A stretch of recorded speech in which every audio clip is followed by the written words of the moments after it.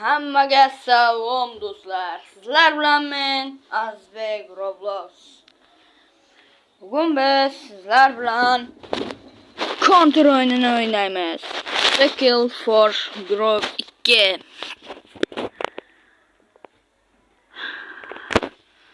Xo'sh, biz hozir klassik emas, zombi o'ynaymiz. Zombini o'sha takarotchi. Kim bilsa o'shani kommentda yozib ketsin. Figiter nima deganligini kim bilsa yozib ketsin. Kommentariyada what the kim nechidi bo'la? Yaqani bratishga. Yaqani, uka. Ukatoy.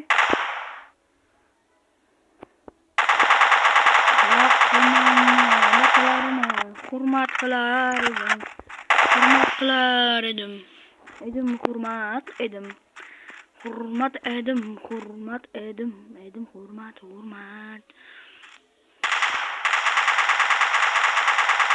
No brother. Yo'q qo'yinglar. Ikkinchi o'rin. Akam joyda birinchi o'rin. O'rashga o'lingu. Gatoylar. Chig'atoy. Ay, chig'atoy. Gang chaydi. Akam chaydi. Bratishga. Tar. Akam chaydi garoch. Akam chaydi. Hem kuch bo'ldi, kuch.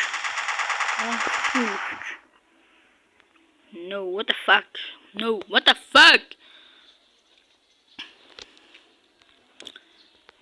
M249 olaman.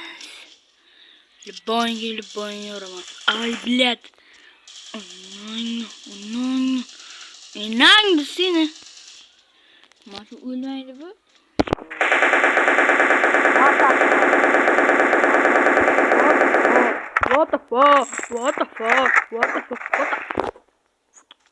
What the heck? Akam kuchaydi birmi? Bir akam kuchaydi. Bir. Exe kunter nechinchi o'rinda turibdi? Exe kunter 7-chi o'rinda turibdi Exe kunter.